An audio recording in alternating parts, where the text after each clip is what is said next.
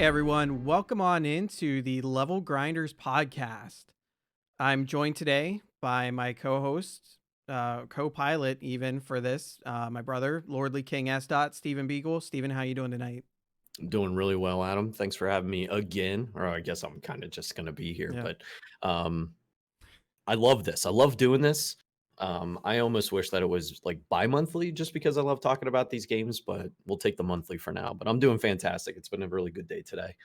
yeah, Um, but yeah, awesome. Yeah, I mean, there's no shortage of RPGs for us to talk about for sure. We could, probably do this weekly, and we'd still have more than enough games to talk about. But time constraints and all that, so we do what we can, keep it at the monthly one. So this is episode 3.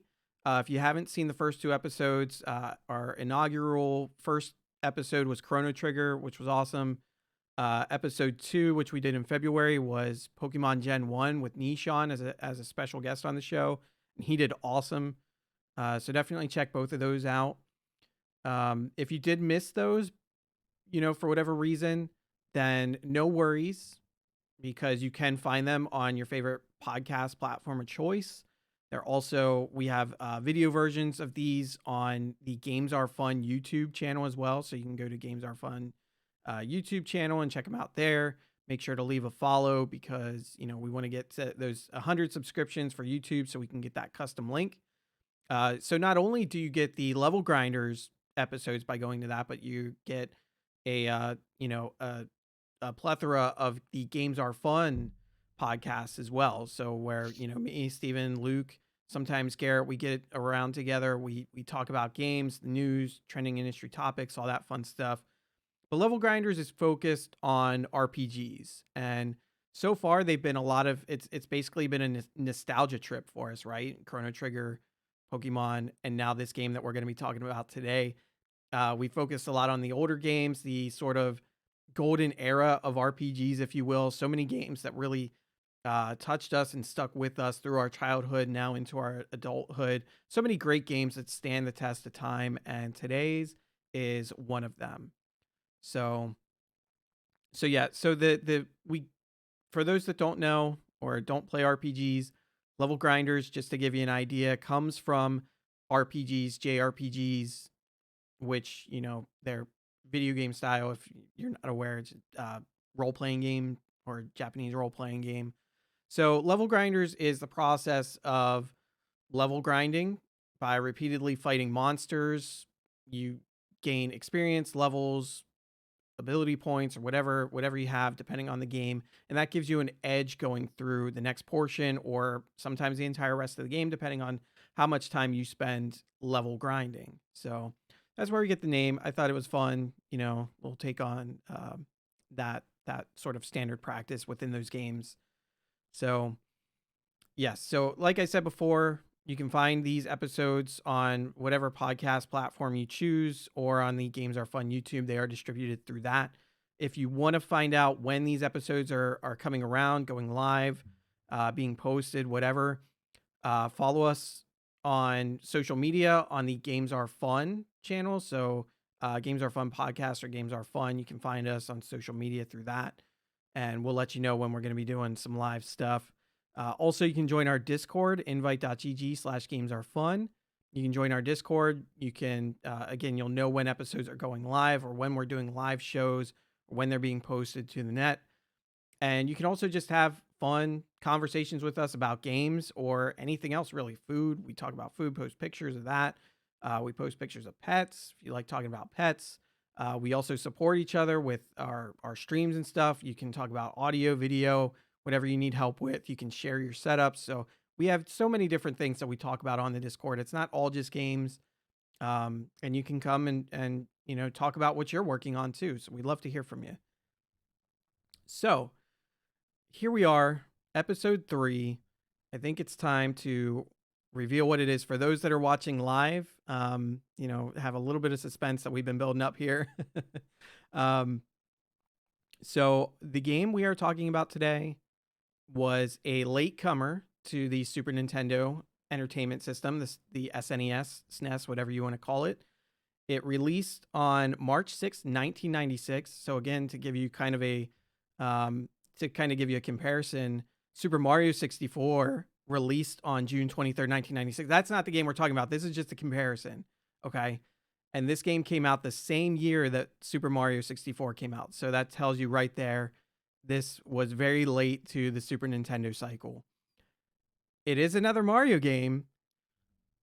And if you haven't figured it out now, it's Super Mario RPG.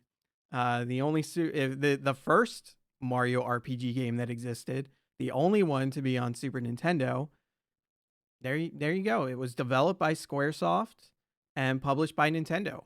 And yes, I said SquareSoft, not Square Enix or Square Enix or whatever there, however you pronounce it.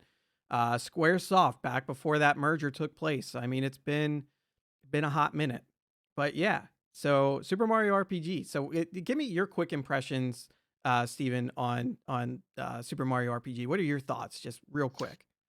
You kind of nailed it. It's one of the golden age RPGs, right? So whenever you think back to early days on the Super Nintendo and playing through RPGs, it's always the Square Soft games, and Super Mario RPG is one of those ones that stands out because it kind of mixed together two different things that we love, Mario, along with RPG games, and smash them together in one, and kind of created this masterpiece that survived over the years and it's speed run to this day. People casually play it to this day.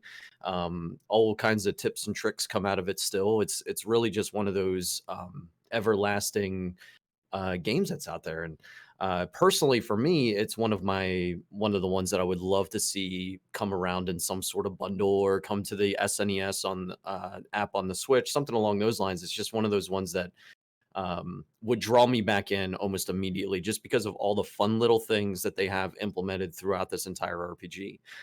The mini games, the music, the locales, the enemies, it's all just really charming and extremely fun whenever it comes to those games that were coming out on the Super Nintendo. Yeah, there's so many good RPGs that came out on Super Nintendo, and SquareSoft was the king of them. They Mhm. had they had all the best RPGs, and yeah, we really fell in love with the RPGs that they created. I do actually have, I want to show off here. My This is my original cartridge that I owned back in the day. So I've had this through I don't know however many years at this point. So, Super Mario RPG just had its 25-year anniversary that it celebrated. So we thought it was a good time to bring it out because of that. I think it really made a lot of sense, and again because it's a game that we both really enjoyed growing up and as kids, and it just a beautiful game, really. Like you said, taking Mario, a character that everyone knows and loves, and bring it into an RPG realm and kind of take those SquareSoft elements, those RPG elements, the leveling up, the magic, and blending those genres together was just an idea that I don't think anybody saw coming, and it was just mind blowing. And not only was it a neat idea, but it was just executed so well. They had a lot of really great ideas that they just really performed so well on. So yeah, let's we'll go ahead and get started on it a little bit more. So just to I do have some recorded footage I'm going to share here with those that are watching live or on YouTube. I'm going to put that up here in just a second. This is taken from a randomizer, so right off the bat you're going to see things that obviously look a little weird. I didn't edit this at all, so you're going to see me die a couple times. It was way more challenging than I thought it was going to be. I'll talk about that a little bit more later, but let me go ahead and we'll get some footage displayed here, and we'll talk about that some. But so just to kind of give a brief sort of tale of the story, it starts off like any other Mario game. You go, Princess Peach gets kidnapped by Bowser, so you're going to Bowser's castle. You're storming the castle. You're gonna save the day, and just looks like when you achieve just that, a big sword comes crashing out of the sky, rams right into Bowser's castle, sends everybody flying. Mario just goes right back to his house. Bowser, Peach, no one knows where they are. It's time to go find them. So Mario sets off on his quest just basically to save Princess Peach, because that's sort of the goal at this point. He's just trying to do what Mario does. And then it unfolds into this story where he meets this great cast of characters. We find out that the Star Road has been broken by this sword and the entity that controls it by the name of Smithy. And your quest now at this point is to retrieve the fragments of Star Road, which named the star piece or named as star pieces. The sort of subtitle to the game is the Legend of the Seven Stars. So you are trying to acquire these stars and piece everything back together and restore order to not only the Mushroom Kingdom, but to Star Road as well. So that's sort of the basis there. Any key elements that really stood out to you during the story? Yeah, so with that, Smithy and his goons crash Star Road, and the whole big thing is like they're not the world's basically not able to make wishes anymore. At least wishes can't come true. So all these wishes go into space and they just kind of disappear because Star Road's not there to kind of facilitate this wish granting. And the adventure itself goes through a lot of different areas, and there's a lot of the really cool thing within the story also is the amount of character development that they have built into it. Um, Across all characters that you get in your party, which is kind of a staple in Square games is character development. And they do such a great job where not only you're Mario, the silent protagonist, you know his backstory, you know what's going on there, but what they make interesting in this is everybody else's story. You meet the character Gino, you meet Malo, and even Bowser has a really nice backstory through the game as well. So like you have all these little bits where they're developing the characters that are the sort of supporting cast around Mario as well, which is really great. Um, and the locales that I mentioned, all of them feel naturally fit into the plot of the game, where it's not like it's not jarring. All of this sort of kind of makes sense whenever you're going through everything. But yeah, that character development, that's probably one of my favorite things with this is that it's not just like, oh, here's Mario, Princess, and Bowser, along with a couple other people, and you're just trouncing through, the Mario RPG world. Like you've got people that you're learning about and that you're learning to care about, and you're helping them solve their own puzzles and mysteries about their own character as well. So it's robust. It's a robust Mario game. It's really good. So I want to sort of leapfrog the discussion here a little bit and go more into the characters because I think there's a really great discussion that we can have around each and every one of them because like you said, character development was a real driving force in this game. I feel like no one was really like, "Oh, they're just joining the party because they exist in the Mario universe," or they're just, whoever coming in and just being a figure to join the party. Like everyone had a really meaningful part in the story. And so I kind of have to start with I kind of have to start with Bowser here, right? So Mario, we won't really talk about him too much. He is like you said, he's a silent protagonist. He's Mario. He jumps. He shoots fireballs. He's great, but he probably has the least amount of character development because he doesn't really talk. So I want to start with Bowser. So the interesting thing is Bowser starts off the game. He's doing Bowser stuff, and again, Smithy comes crashing down, knocks everybody out, and you sort of see glimpses of him throughout your travels, where he's trying to assemble his army of Goombas and Koopa Troopas and the Magic Koopas and all that to go take back his castle. He wants to go storm his castle. So you get some really cheeky dialogue while he's getting his forces together. And every time you see him, he has less and less forces with him. He is losing them. They're losing their morale. They're leaving his group, and he's going it alone. Basically, Bowser becomes alone, and eventually you do meet up with him, and he joins the team, and he joins under the pretense that he's the leader, and Mario is helping him get his castle back. So again, the humor is very cheeky and fun throughout that whole process. Like, sure, I'll let you join me, Mario. It's okay. I understand you want to be part of the Bowser army. So he's like, sure, come on, let's go. Yeah, he like they kind of bring him low, right? And there's these moments in Bowser's story arc that kind of show him at that point. The weeping Bowser eyes with the Hmm. the classic Dripping Mario tears. RPG dripping tears that's going on. Like he's really just he's so distraught over the fact that he was kicked out of his own castle. And he kind of has this whole thing where it's like, I need to make it happen, everybody, like you said, everybody leaves, and then he finally comes across Mario, and he's like, "Yeah, like totally join my army, Mario. Let's go." And they combine forces to kind of rid the world of this the enemy of my enemy has become my friend sort of thing. And really great piece of the storyline for sure. Um, do you Yeah. mind if I go on to the next character So here? let me just say one more thing about Bowser is that it was really neat not only that this was happening because like up until this point Bowser was always an enemy, right? And now he's an ally. And it's just this again kind of like mind-blowing like boom, like I can't believe this is happening. Like how are they like a total unlikely scenario that comes about, and it's so great. It's wonderful and I love that. But yeah, go right ahead. And they completely made it make sense too, Yeah. which is Oh great. yeah. Yep, absolutely. Um, so the character that I want to go to, and I think he's slept on, is Malo.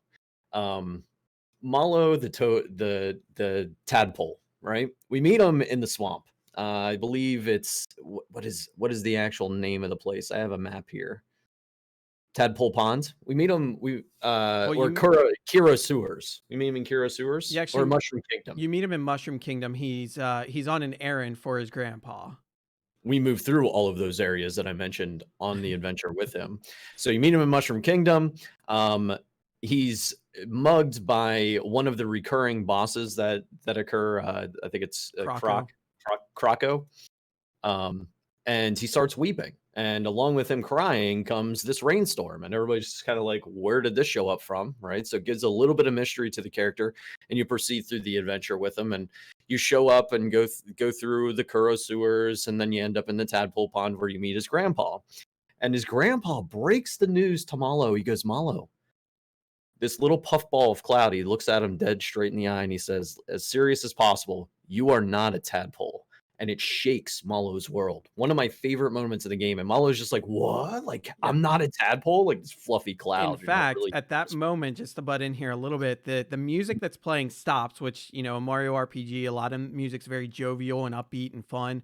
The music stops, you hear this big old bum bum, and Yeah. like all these tadpoles come rush. Everyone's like, "What? What?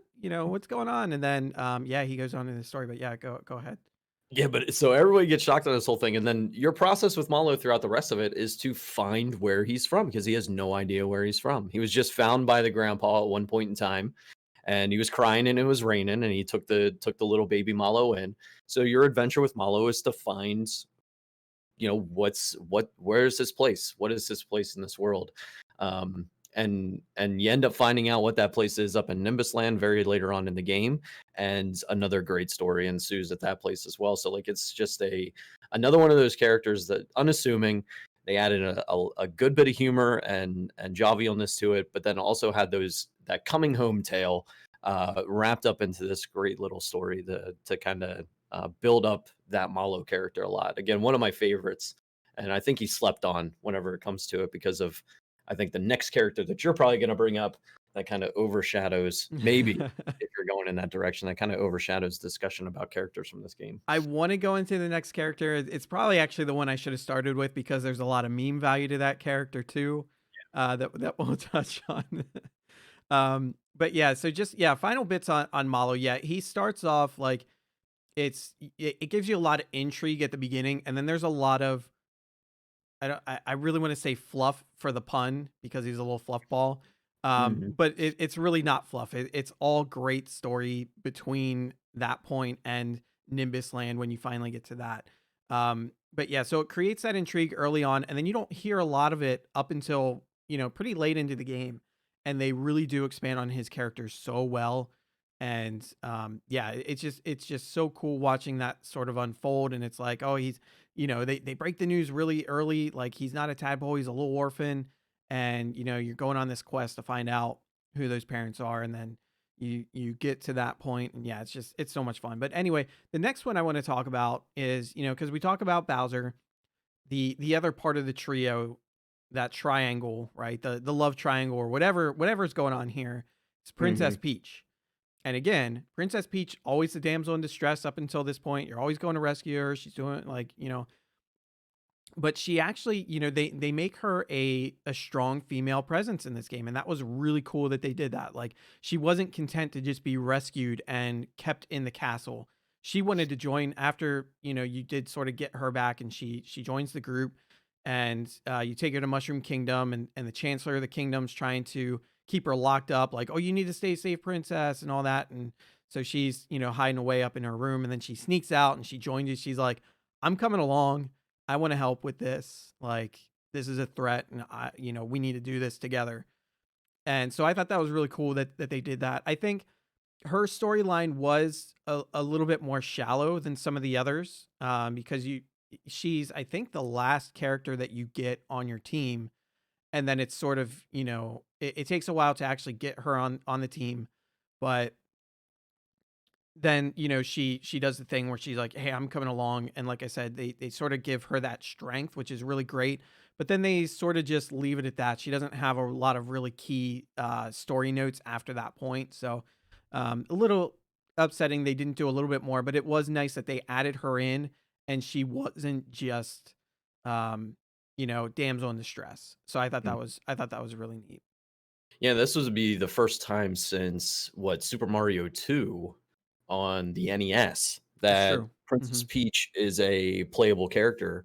And even in that one too, like she was one of the greater ones with the float ability. And in this one, like she's kind of a powerhouse, especially if you end up getting her ultimate weapon, which is I believe the big frying The pan. frying pan. Yep. And you get with the spells that she has, like ends up being a very plausible last party character just because of the skill set that she's got, and the physical attack. So it's but you're right, like there wasn't much to the story for her. I think they kind of lumped her in the Mario sense of things where it's like Mhm. Princess Peach is always there. We kind of know what she's all about. And I'm almost thankful that they kind of gave Bowser in the trio kind of the focus because Bowser, you go and trounce him. There's not much else other than that. And in this one, they kind of gave him a little bit more of a push into the story. But yeah, Princess Peach, just absolute powerhouse in this game. Definitely a worthy contender in Final Party. Absolutely. Yeah, she's definitely good to have. They kind of start her off as like, oh, she's a healer, whatever, and then like it does take some time. You do have to build her up a little bit, but she does get, like you said, the frying pan. She can finally start dealing out some physical damage, and then she does get some attack spells that, or at least one attack spell that that can dish out a lot of damage too. And Hmm. so yeah, she's actually a very useful character to have, and yeah, so that's what, four of the five. So we're down to the last one. So all we can say about this last character is hashtag Gino and Smash when. Um, but Nope. for Nope. real though, Gino and Smash when. For real. It's gotta happen. I I mean, mean, we got Sephiroth and Cloud, and okay, fine. Give us Gino already. It has to happen. so here's the thing though, is that the Gino he's a me outfit, right? So I mean, Mhm. the odds of them making him an actual character are slim to none at this point. But for the love of God, give us Gino and like a legit Gino character. See, Um, but my argument on that is that you can get a me outfit for pretty much every other character in the game, right? Like I could go and get a me outfit for Link right now. yeah, So like I don't think that yeah. that really holds it back. Now, if they end up making him a support trophy, Dunsy, right? We've already known that for because of Waluigi. Waluigi and other characters that have showed up in the support trophies. So like it being a me outfit, not really detracting the fact that it could be that Gino could become a character for certain. I think it's just kind of like this. I'm hoping that it's a build up. Like they Maybe know, the last one that they right? the last Maybe character like they the bring last in. one they ever release or something like that is going to be Gino because it's been in such high demand God, the for a hype would very, be very so long time. real. Yeah, So and then that bring in as a racer for Mario Kart as well. so I think the thing is with that is that there's sure that you can get Samus and you can get Link outfits and you can get all these outfits for other characters, but there's no precedent for it going the other way. There's been no other instances where we've seen these me outfits become actual playable characters. So I think that's, sort of the roadblock thinking. But you're right. Like, it does work the other way where there's characters that exist in Smash that you can get as me outfits. So there is, I think, still the potential because of that. But yeah, like you said, the assist trophies, thankfully, he's not that. Otherwise, yeah, I think all hope would be lost at that. And maybe that's why people do still have the hope that they have, is because he's not an assist trophy. So I mean, I Mhm. think that's totally plausible. But yeah, Yep. so Gino, he's basically like a Pinocchio thing, right? Like Mario wanders into this inn, and you got this little kid who's playing with some toys, and he's got this little Gino figure, but he also has like Mario and Bowser figures as well, and he sees Mario come in, and he's like, "Hey, play toys with me," and then his little Gino toy shoots out Mario's eye, and he passes out. And, you'll shoot your eye out, kid.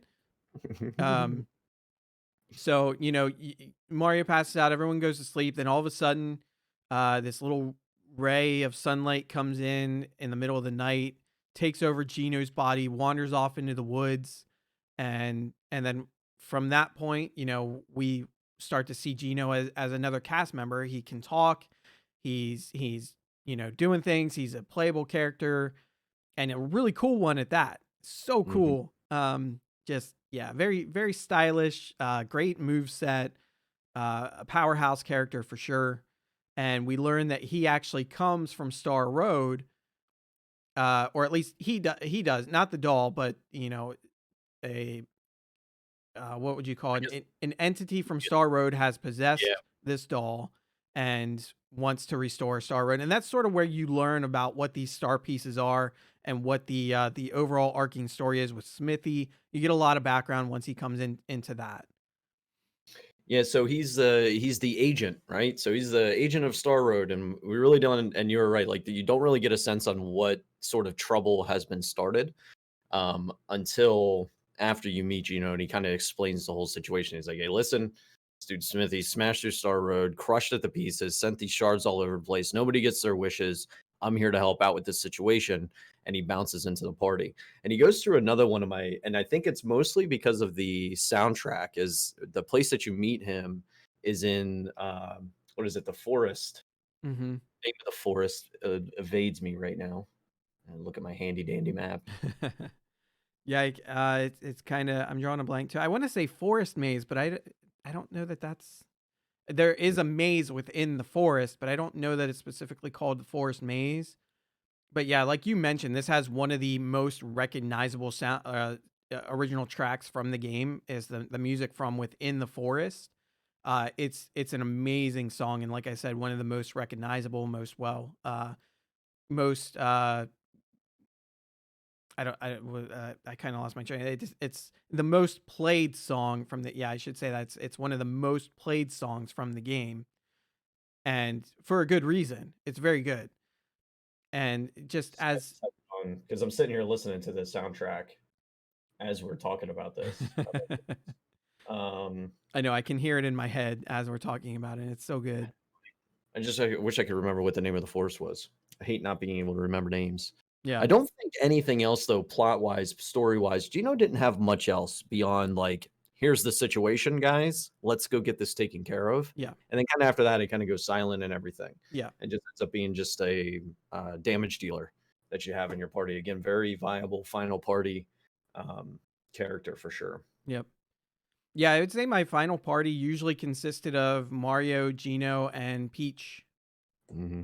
And I'd say I say Peach because when you get the sort of the main like final items in the game, you get two items called Lazy Shell. One is an attack item for Mario, which is just this big ass red shell with wings that he kicks at enemies, insane amounts of damage. And then you have a defensive item which drastically lowers your attack and magic attack, but it's an insane boost to your defense and magic defense. So I popped that on Peach. So she's doing like literally no damage for me, but she's also nearly invincible and capable of healing and reviving my party members when they need it. So yeah, she's insanely valuable. And then Gino, who just has a really great move set, has great items, does a lot of damage. Like he's a very strong damage dealer. He actually has, and I don't know, this might be common knowledge, but he has a move that I think goes overlooked. It's called Geno Whirl. And when it's basically he throws like a flying disc at an enemy, it goes off screen. And, it's maybe not the most exciting attack in the game, but if you hit the timing right, because with the play style is an active oh, I forget what they call it, but it's an active battle system where you can, and it might be the one that actually created this style of games because we've seen it in others where if Mhm. you press a button mid attack, you can do more damage, and there'll be a little additional animation that goes along with it.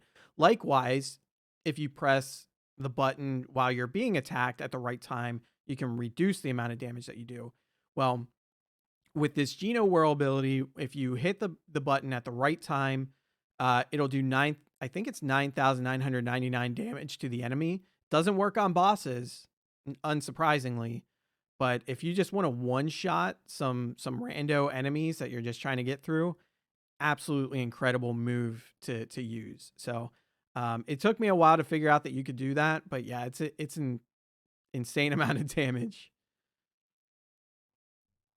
But let's actually talk about the battle system a little bit because like I said, I think it might not be the first one, but it's the first one that I know of that actually had you interacting with the battle as it was like it wasn't just okay, I choose this attack or this ability and then it just plays out and that's it. No, you could do um you could do additional damage with your standard attacks. There were certain things that you could do with your special attacks, whether it's holding in the button for a certain amount of time or pressing the button at a specific time. Most notably with Mario's jump attacks, right? Because you can do multiple jumps if you hit it at the right time, and the further along you go, the harder it is to actually time it.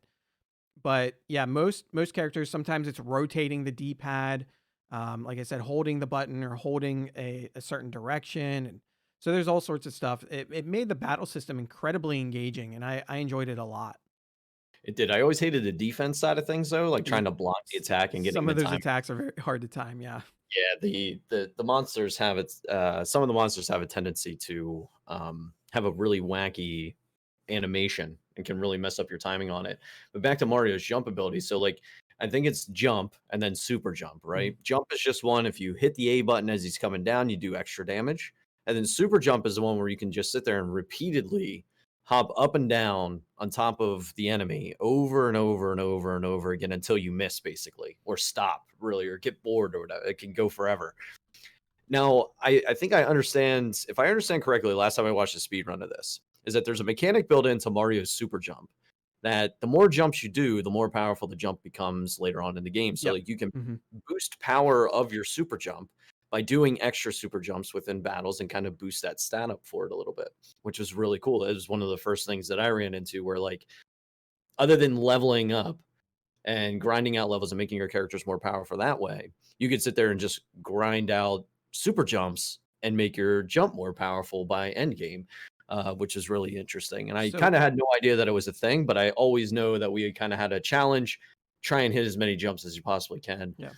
within a battle. We always would mess around with that little mechanic, unknowingly, on my case, that I was actually making Mario's jump more powerful. So to kind of just add a little correction there. So we had jump, super jump, and then there was ultra jump. So super jump did have a cap, the number of jumps that you could execute. I think it was 20. And then I think ultra jump is just like infinite. Like you can just keep going with that. Gotcha. But yeah, and then Mario really only had two abilities. There was jump, and then there was like throwing fireballs. So there was the fireball, then there was super fireball, and then there was ultra fireball. And that was just you have to tap the Y button repeatedly for more fireballs to come out. So the more you tap, the more you mash it, the more fireballs you get. Um, so that was another thing. So yeah, he just kind of had those two abilities, just different variations of them, different intensities or strengths to each of them. Yeah, and then you had, of course, the weapon attacks. You had mentioned the lazy shell, and Hmm. pretty much any of the shell attacks that Mario had. There was kind of like a kick it once, and it'll come back and kick it again mechanic with a lot of them. I think I mentioned it before about the frying pan. I think that was probably one of my favorite attacks in the game because of the sound effects that went Right. along with the attack. So like it had that really nice clear ringing of the frying pan knocking up against somebody's skull whenever you did it. And of course it had its own one where if you hit A at the right time, you would get two strikes out of it and really kind of lay waste to the enemies.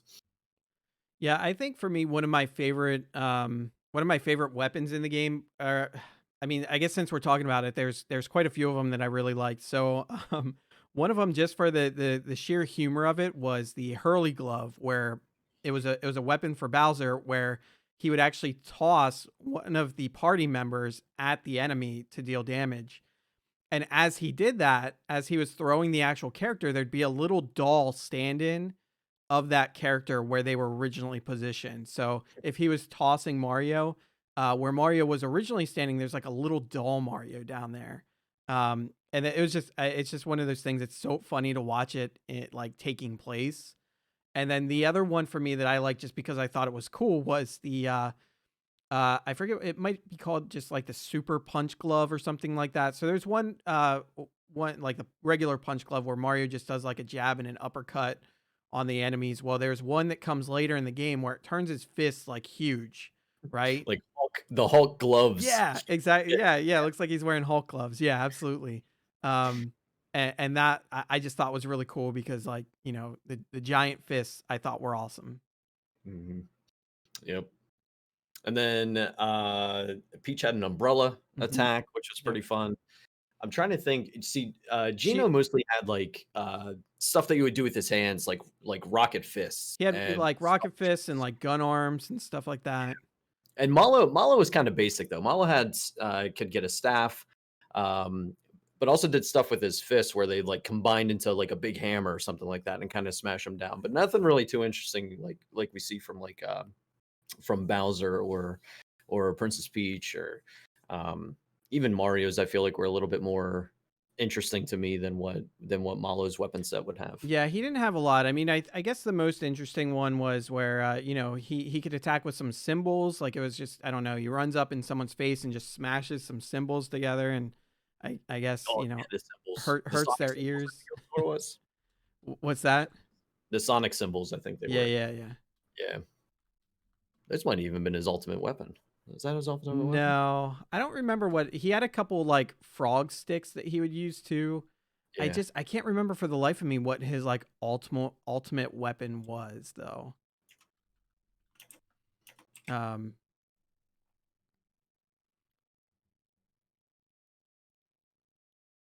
yeah, because I know it was the lazy shell for Mario, it was the frying pan for Princess Peach, it was the drill arm for Bowser, right? The drill arm, yeah, he had a and drill arm. Yeah, where you go up and kind of jab, and then it would spin around. He also had the chain chomp throw, so it'd swing around the yeah, chain chomp and lob it at enemies as well.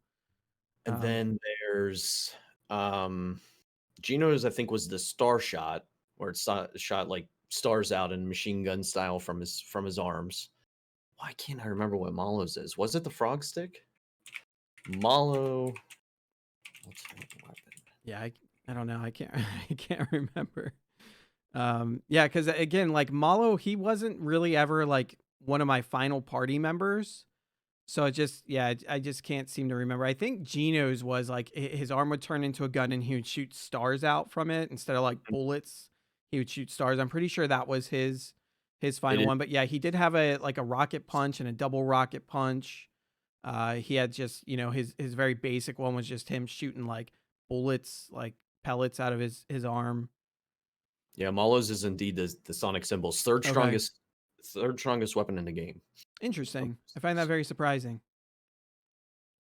So I guess the thing is though is like okay, it's the third strongest weapon in the game, but at that point it kind of depends on like because when you level up, you don't just get like stat increases, right? You get the option. You choose whether you want to upgrade your physical abilities. So like your attack and your physical defense, your HP. Like if you just want an eight now, so HP will always increase um, by at least a little bit, but you can add some additional HP increase, or you can choose to enhance your magical stats. So your magic damage, your magic defense. So if you spend all game just increasing Malo's magic capabilities, it doesn't really matter if he has the strongest weapon in the game because he's still not going to do a ton of damage because he's geared for uh, magic attack.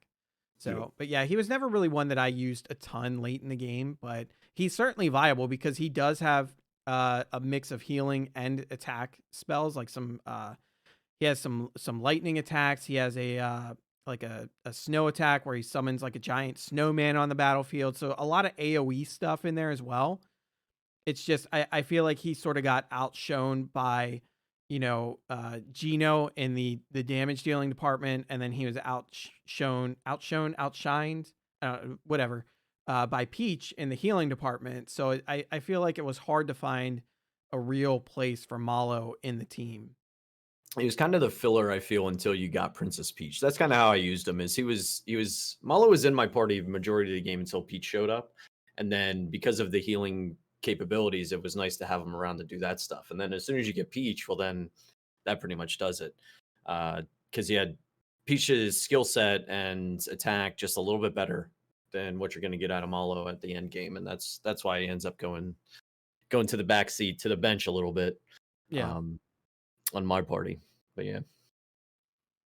And then yeah, just to kind of go back a little bit on the leveling up system, I thought that was pretty cool too. There's certainly some choices to be made. Now it can the game can kind of make things a little bit easy for you, right? Because if you're going through and you're looking at things and you see, okay, well, magic only gives me one magic attack and one magic defense, but if I go over to the physical abilities, like I'm getting 3 attack and 3 defense, like why wouldn't I choose that? So it kind of like, if you just go by like what the biggest increase is, like I feel like you might end up with more balanced characters if you do that. But if you really want to focus in on one, stat increase over another, then you have that option. So you can sort of gear these characters the way that you want to, which I think is really cool. Yep. Yep. So Good stuff. yeah, we talked a lot about story, some of the gameplay. Well, going along with the gameplay, there's some neat mini games too, right? I know there was one that you thought was especially memorable for you, so I'll actually let you take that away. Yeah, so this one's kind of early on. It's after you come out of the Kuro sewers. You get done fighting kind of this big licky monster dog. And you get flooded out of the sewers and you go on this river rapids ride basically. And it's a first it starts out as a falling down the waterfall or coming down the river, whatever however you want to say it. You're kind of coming down and you just gotta grab coins on your way down. And then as you are going down and grabbing the coins, there's also little side areas that you can bounce into for treasure. And you keep going down, and then you get to the next part of this mini game, and you jump onto a barrel, and you're basically riding this barrel down the river, running on it, and jumping up to grab even more coins. And the whole purpose of this is to grab as many coins as you possibly can. And if you get enough, then you come back at the end of it. And I think it's one of the tadpoles from Tadpole Pond is there waiting for you and will give you a prize. Very early uh, mini game, but one of the most memorable to me just because of the length of it and one of the earliest prizes that you end up getting in the game whenever you're going down through it. It's just it's one of the first it breaks in the story as well, kind of just giving you this here's this really fun Mario platforming type of situation that you're used to from Mario games in the midst of this glorious grand adventure that they're setting up for you plot wise. So is a just a really cheeky fun thing to do right there in the game. How about you? Like when you think Mario RPG mini game, where do you go? I think it's it's really tough. I'm thinking about it as you were saying that. I'm trying to think. There's 3 that I have in my head that I'm really trying to choose between, and I think I have to go with Booster Hill, which is Nice. where one of the more goofier enemies in the game, or not really a boss because you never really fight him.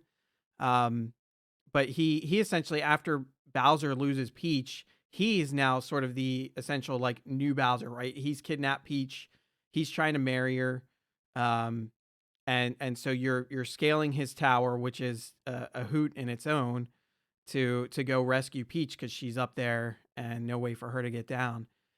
But he is just an absolute goofball of a character. Like he doesn't really mean anyone any harm, but he's also sort of a bad guy because like he's trying to get Peach to marry him against her will and that. So it's a weird, kind of bizarre, silly situation that you find yourself in. But anyway, so he you go to rescue her from the tower. He gets away with her, takes her off to Marrymore where he wants to marry her because I mean it's right in the name, Marrymore. Um But on the way, you go through Booster Hill, which is like you're racing him up the hill. He's got Peach strapped on his back. He's running up the hill. You have to go catch him. He's got his little shy guy buddies chasing after you, trying to knock you down, get away. It's the Uh, Sniffets, the right? Sniffets, Sniffets. yeah. Yeah. And yeah, the Sniffets, they're like shy guys, but they can shoot bullets out of their mouth. Um, they're like his lackeys, and so they're trying to stop you. There's barrels rolling down the hill, so you're trying to avoid the barrels. And every time you touch Booster, he'll knock you back, but you will also get a flower from Peach, which flowers, they are your MP for the game. So every time she gives you a flower, you're increasing your max MP by 1. So you want as much of that as you can get, or FP, it's flower points. Mhm. So you want to get as many as you can, because every time you do like that, if you end that with 4 flowers, like that's like one extra spell that you can cast that you weren't able to before. So yeah, it was just really fun that like you were saying with Midas River, there's platforming elements involved. You're dodging things. It's really a lot of fun. So I would say for me, that would be like probably my favorite mini game, or maybe one of the most memorable ones for me. But I do want to bring up, because we were talking about Marrymore, Mhm. is he gets Peach to Marrymore. They're in the chapel. The doors are locked. You have to get in there. They're up at the altar when you do finally bust in. And when you do, you crash in, and all of Peach's things go flying. Her shoes go flying. I think her ring goes flying. Her crown is gone. You have to, like, her brooch is missing. So you're in sort of like this timed little mini game where you have to run around the chapel, try and collect these items. Meanwhile, the Sniffets have collected them, so you have to go kind of bop them to get the item from them. And depending on how quickly you uh, retrieve all those items depends on a following cutscene that ensues, right? So you're trying to win Peach's affection by getting her all these things. Booster's trying to marry her. Of course, Bowser, he's always trying to kidnap Peach and marry her, or I don't know what he's trying to do with Peach. Um, so depending on how quickly you win, if you go the fastest you possibly can, then you get a little cutscene where Peach comes in, like you see Mario's face, and you'll see Peach come in and give him a little smooch on the cheek. If you do it too slow, you'll kind of see her go running by the screen, and Bowser comes in and smooches Mario on the cheek. And I think if you get the worst one, I think both Bowser and Booster give Mario a smooch on either cheek. So depending on how quickly you are, depends on the little cutscene that you get. And that was just a lot of fun. That was a really nice touch that they added in there. Marrymore in general was just a super fun location that was like had nothing to do with the overarching story. It was just you're trying to save Peach, and it's just a really goofy scenario that you find yourself in. Yeah, besides the little hat tilt at the beginning to the classic Mario story arc, which is Peach getting, kidnapped and forced into marriage. This is the next big thing where you're kind of going to get that classic Mario arc as the booster side story, um, where Peach kind of lands in his lap, and that's what gets Booster kind of like, this is divine. This beautiful woman has fallen into my lap. She must be my wife because the heavens have granted, that sort of deal. So like he's obsessed with it, and it kind of gives you that classic Mario arc within the story arc within the RPG style. And again, like you said, Booster is like just one of the goofiest freaking characters in this game. Mhm. He's got a really silly face, and the whole thing in Booster's Tower where like you're kind of hiding in the curtains from Mhm. him, Yep. and just a lot of goofy stuff in there with it. But yeah, that mini game up the hill, like, oh man, that is a really good one. That's a good choice. Yep. Leaping barrels, and but yeah, excellent, excellent, excellent. Yep. So we talked about characters earlier. Are there any like boss characters that you remember really liking, or certain bosses that sort of stick out in your mind? So And I bring this up because I'm watching the footage that yeah, I I'm re- trying not to go that direction right away because yeah. yes, but and if you're not in the Twitch chat, you're not gonna know what we're talking about till we get there. But like the group that's on there now is like some of the best. I think Yardovich. I think it's Mhm. the same. The archer from the woods, and also, can I say it? Can I do it? There's a hidden boss. Can I mention Oh, the the hidden hidden boss? yeah, yeah, yeah, yeah. So the beautiful thing about this, one of the beautiful things about this game is it's made by Squaresoft, right? The creators of Final Fantasy, which is one of the greatest series of all time, in my opinion. So if you go to Seaside Town, there's a door that you can unlock. It's Well, Monster Town. oh, Monster Town, Yep. yeah. I don't know why I was thinking Seaside, but Monster Town, you go there and you unlock a secret door. And inside this secret door is a secret boss fight where you fight Culex, who is this kind of pulled from Final Fantasy into Super Mario RPG. They even give him Final Fantasy IV boss music, So which is good. absolutely incredible. Within the conversation after the battle, I think they give him the prelude song is playing with it, like this really nice little Final Fantasy pool that they throw in with Culex. Um, but yeah, within the realm of Mario RPG, though, not pulling from kind of those vibes from Final Fantasy. One would be Yardovich, the archer, because the lead up to getting to him is kind of a mini game in and of itself, and then So you get into the the fight. archer is Bowyer. Bowyer, Yeah. oh, Yardovich is a completely different one. Yeah. Yeah, Bowyer would be the one then, the archer. There you go.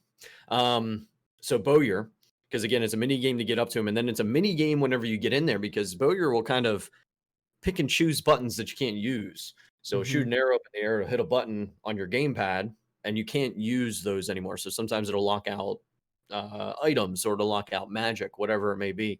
A really cool little fight that you get into with that. And then the other one within game that I'll bring up, and it goes back to Marrymore again, is the Yeah. cake Yep. fight. Um, Again, like The whole all these thing little in Marrymore was so good. yeah, all these little nuances built into these battles where with the cake, if the cake had all of its candles lit, it would have an ultimate attack happen. So your whole purpose was to make sure that these candles didn't get lit, or they would light as you hit them. They Then you were I think really I think that part of the boss didn't have any HP. You had to knock out the candles to get to the next phase of the fight. And gotcha. if you were maybe too slow in knocking out those candles with like whatever hits you used, they could relight and then it would take that much longer to get to the next part of the cake. And then the next part of the cake would happen. You'd have a phase transition, and the next it is basically that you find out that this cake is actually a monster. The chef's all PO'd because you're beating up his cake, and it's just John T. shenanigans ensue Yeah. in the whole thing. Yeah, Um, the sort of banter between the head chef and like the sous chef or whatever they're called in bakery terms um was just hilarious because the head chef was such a curmudgeon mhm. and the sous chef was such a klutz that it created a lot of really fun banter. Yep. How about you? Where's your bosses? Where's your boss fights? Oh man. So bosses for me. So I think Johnny down Nice. down under the sea outside of Seaside Town. You go under in the wrecked ship, and Mhm. you're fighting Johnny, who's the leader down there. He's a shark. Um, and I thought that was just really cool. I like Johnny as a character because you're fighting him, he's a boss, but it turns out he's really kind of on your side. Like he's not part of Smithy's gang or anything like that. And he's kind of helping you out against the sort of the takeover that's occurred in Seaside Town of Smithy's goons. So you go down there and get some help from him, and the battle with him is pretty cool because you do have this, you're kind of fighting him as a team, and then he sort of calls out Mario for a one-on-one battle.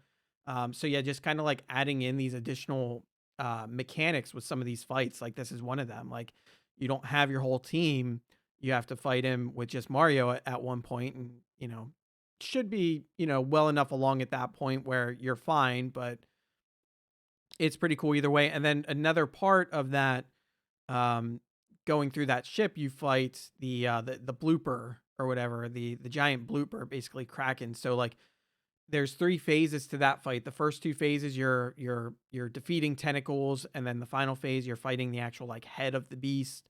So that was a Mhm. really cool one. Um, Trying to think what else. There's a lot of really good ones. Bellome, which was the licky creature that you fight down in the sewers, and you fight him again out on your way to Monster Town, where he does a lot of debuffing, right? So he'll at times he'll consume one of your teammates, and I think he'll hold them for a little bit so you can't use them, and he'll turn other teammates into mushrooms or scarecrows where you're extremely limited on what you can do. So he's a very debuff heavy boss there. And again, it was kind of one of just a silly boss too. Like again, not part of Smithy Gang or anything. He's just very hungry all the time. So he's looking at you and your characters and just wants to eat everybody up. Um, so that was definitely a fun one. The QLEX one that you mentioned was just fantastic. Just the setup that went into that, the music, so good. And then yeah, we'll bring it around full circle here from the footage we were showing with the Axiom Rangers, Hmm. who are basically just Smithy versions of Power Rangers. So there was 5 of them. They were red, blue, black, yellow, and pink, and except they were villains. And so you're fighting them, and then you also fight their like starship or battle cruiser or whatever the hell that thing was. So you have to fight that too. So really interesting fight there. Um, and then the fire dragon, that was another good one, right? Because you're in The the volcano, right? go into the Yeah. volcano, you fight the fire dragon, and then like you kill it, and you're like, yeah, I won, and then it comes back as zombie dragon. Hmm. So it's just like there's really unexpected elements that come into this game. Because you're just playing through, and then you get these surprise things that pop up out of nowhere, and it's so square soft and it's so well done. Everything, yeah, everything about it's just fantastic. And then once you get into, I guess at that point in the game, it's Smithy's castle Hmm. because he took it over. Yep, There's a bunch of bosses down there a too. whole Now, bunch. Yeah. yeah, my admission on this is that I never actually fought Smithy. I got through a majority of the game, even beat the Axiom Rangers, and was about to go into the castle, but never completed it. So, like, I don't know a whole lot about the bosses in Smithy's castle, but there's a bunch of them down there. Again, with just kind of great, based on my watching of speedruns and stuff, just with some really great mechanics that go into it. And I know that there's one that kind of, if I remember correctly, swaps between physical and magical damage within the boss fight. Mm. So it kind of has that swap back and forth, if I remember. And of course, Smithy himself kind of is tricky because um, the one thing I like about his fight is that, and again, this admittedly, it's only because I've ever watched it happen and never beat it myself, but will kind of pull out blocks of metal and forge them into creatures to fight you. Also, kind of change his own form within that as well, using his hammer to change his own form in the battle, which is a ton of fun as well. Good one. Good, just great battles. Great fights. Yep.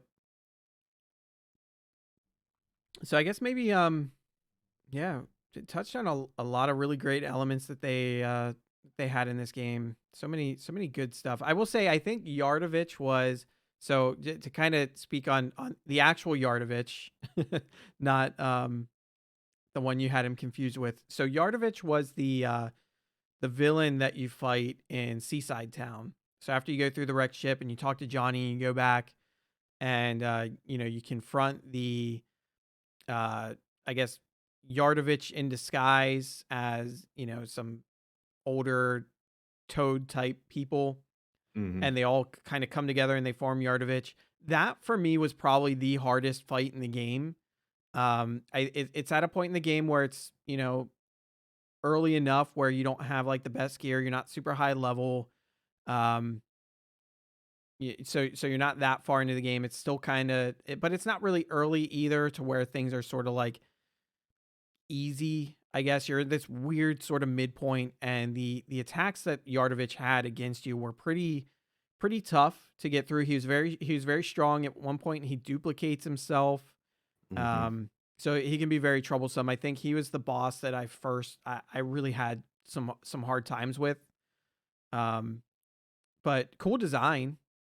I definitely say that, and I like that there was some challenge to it. Right, it wasn't super easy or anything like that. And then there was the I think another one of the bonus boss fights, kind of the little fighter that you could fight in the Oh yeah, dojo, Jinx. Monstro, Yep. Jenks. There's that guy. That's another one that was just a kind of a real difficult battle. Culex can be tricky too. Yeah. If you don't go into Culex knowing what's happening, Culex can really wipe the floor with you as well, especially with it being a boss, like an optional one of those optional boss situations. It can be one of those battles that can really test your metal whenever it comes to the game itself. Yep. Yeah, Jinx had 3 forms. The first one was pretty easy, and every time you beat him, you would get like another item or accessory or whatever, that were all generally pretty useful.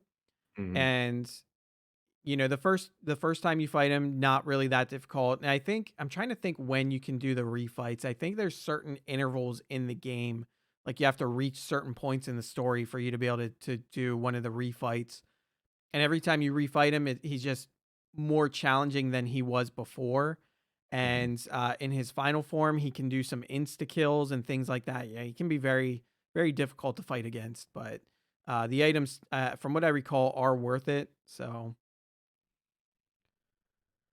yeah, so I guess next thing, we've talked about some of the world, the story, the characters. The other thing that goes kind of hand in hand with SquareSoft games is the soundtrack, right? Mhm. And this game also has a very phenomenal soundtrack. And we talked a little bit about it before when we were talking about the forest where Bowyer lives and where Gino runs off to, as probably the most recognizable track in the game. But there's a lot of other ones too. Do you have any other favorites besides The Forest that are some real jams for you? Forest the forest song is named "Beware the Forest Mushrooms," which is a just it's such a catchy tune. Another one, because like I said, I've been listening to this pretty much all evening here. Rose Town, which kind of gives you a really nice classic Mario Mm, feel to it in the way that the tunes roll in. I mentioned Culex, the boss fight yeah. is uh, boss music from Final Fantasy IV. I think the Four Fiends, if I remember correctly, or actually any boss. I think it's any boss, which still works out. Um, and then there's one other one. Let me make sure I can name this off really well that I want to bring up. Welcome to Booster's Tower. Yeah. The tune in Booster's Tower is like, um, given where you're at in the story and how that story develops and how goofy it is, and then you're given this amazing soundtrack that sounds like it belongs in a not as jovial, cartoony RPG like it should be in a Final Fantasy game or something. It just kind of sticks out very, very uh, good tune whenever it comes to the soundtrack. You got Yeah, any in mind? the are you talking so there were two songs that you hear in Booster Tower. When you first walk in, it's sort of like that almost like elevator music or like the lobby That's of like that's the one.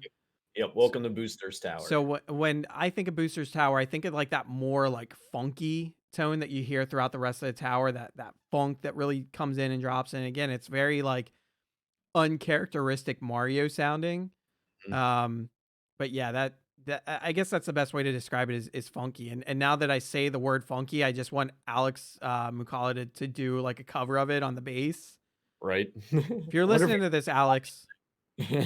If he does the comment thing, does he do the comment thing on his YouTube channel where it's like, "Hey, do this one next," and he like chooses it like epic rap battles? Does he do yeah, that? I'm not sure. I don't know, but yeah, I would love to hear that.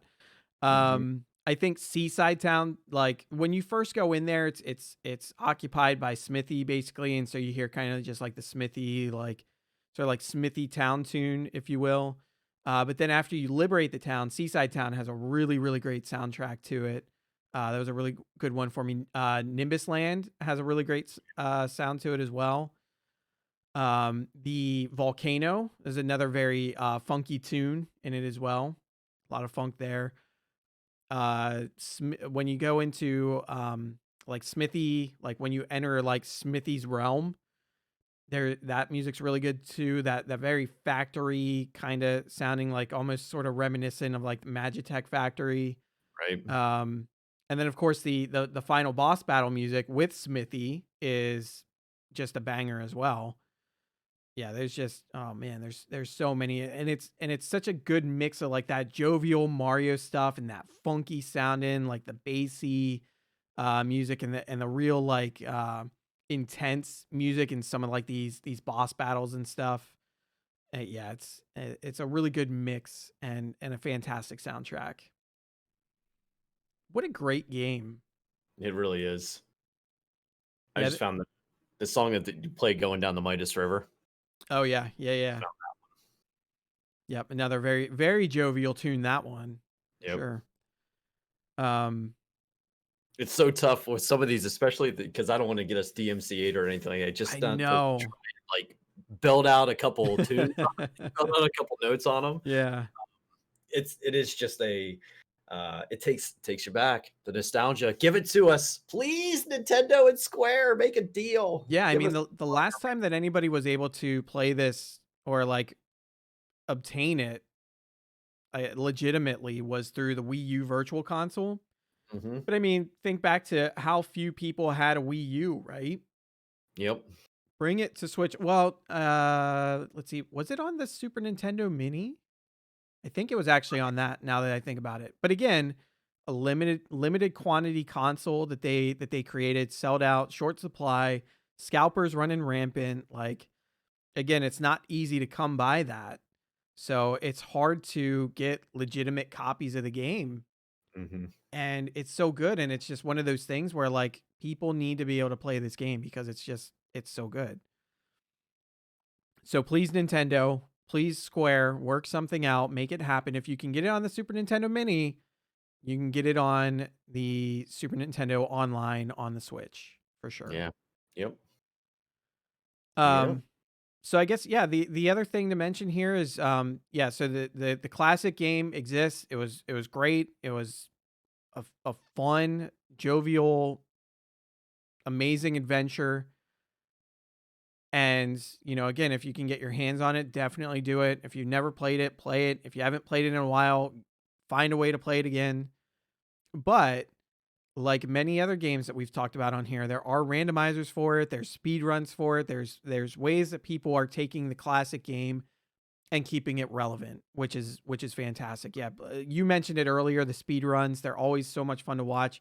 It's Mhm. amazing watching them optimize it because it's actually a speed run that I kind of looked into. I'm like, well, maybe I like Super Mario RPG. Maybe I could speed run that. And there's one heavy roadblock to that speed run, and that is the fact that there is a required ultra jump that you have to perform, like 50 jumps or something like that in order to get through a certain boss fight. It's actually Johnny the shark down in the wrecked ship.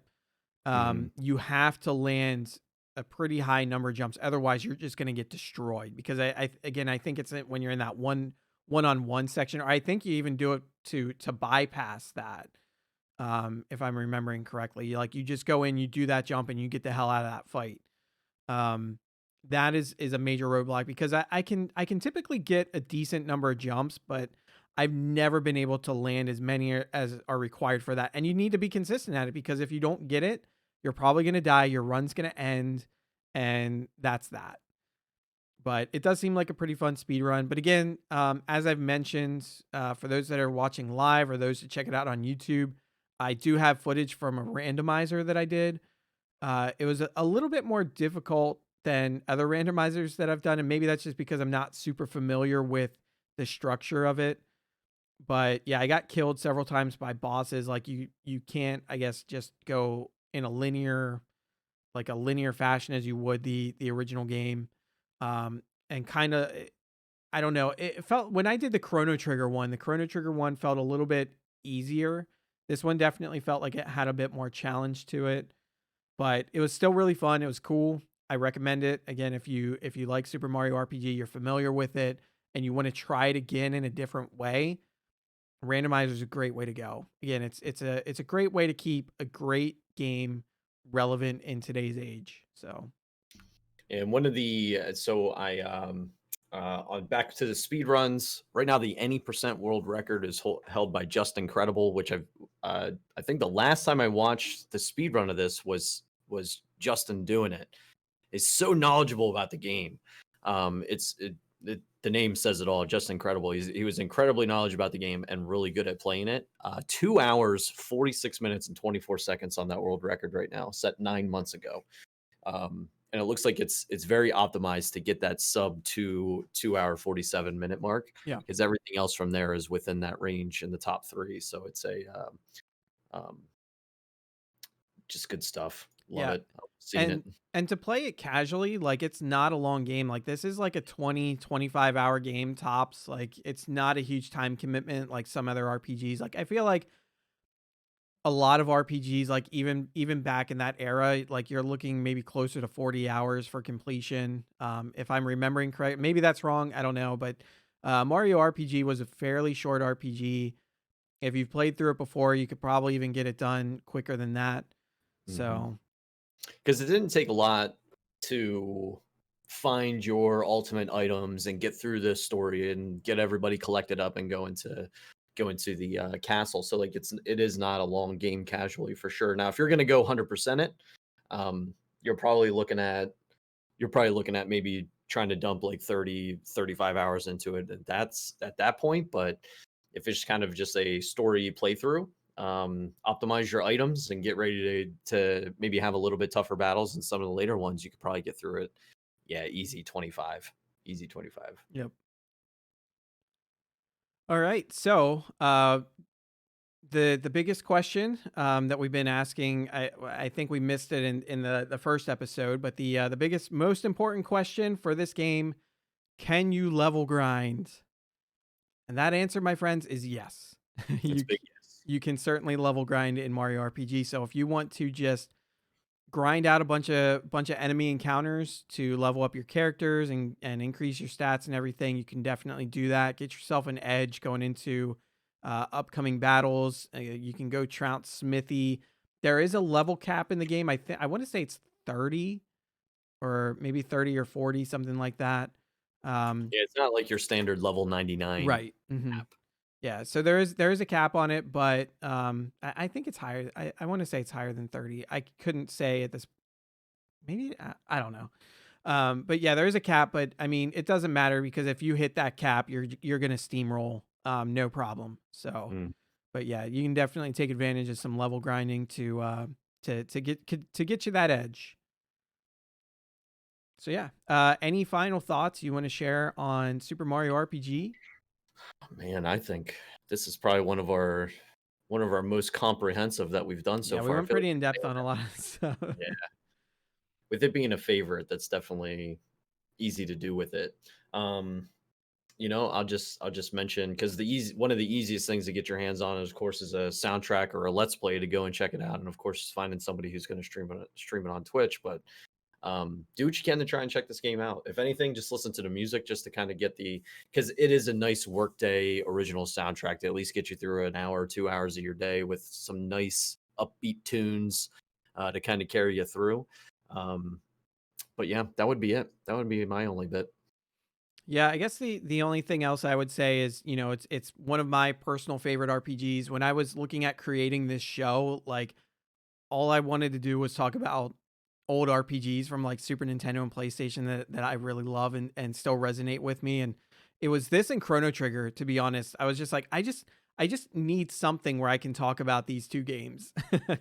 And then that's sort of where the idea stemmed from. And now I've succeeded in that. I've talked about these two games, which were sort of the inspiration of this show.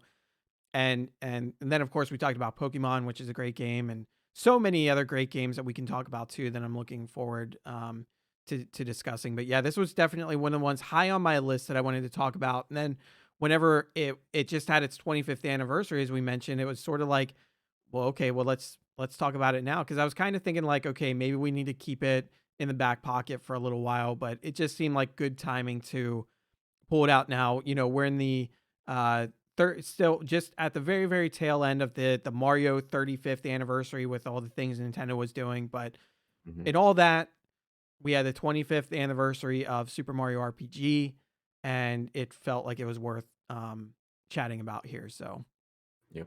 yep. So, all right, we'll go ahead and wrap up the show here. Steven, where can everybody find you? You can find me on Twitter, Twitch and Instagram at Lordly King Estot.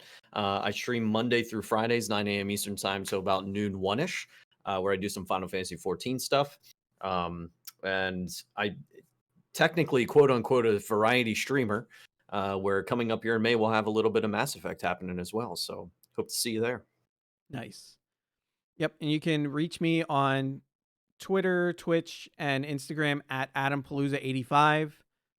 So go ahead and find me there. And just want to thank everybody for joining us for this episode, whether you're here live while we're doing the initial recording, or you're checking us out on YouTube, or listening to us on your favorite podcast platform. Thank you so much for taking the time, spending that time of your day with us. If you did like this, please make sure to leave a review on whatever podcast service you listen to. Please follow us on social media, at Games Are Fun, and subscribe to the Games Are Fun channel on YouTube. If there's a game you'd like to see discussed on the show, please reach out to us at Games Are Fun pod on Twitter. Join our Discord, invite.gg/Games Are Fun.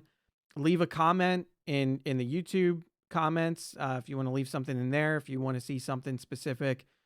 Or you can contact us at contact@gamesarefunpodcast.com. So lots of ways to reach us, interact with us. We love to chat with y'all. So join our streams, join our YouTube, join our social media channels. We'd love to have you for sure. Very inclusive group, really fun group to chat with. So great community. So thanks again, everybody, for listening or watching.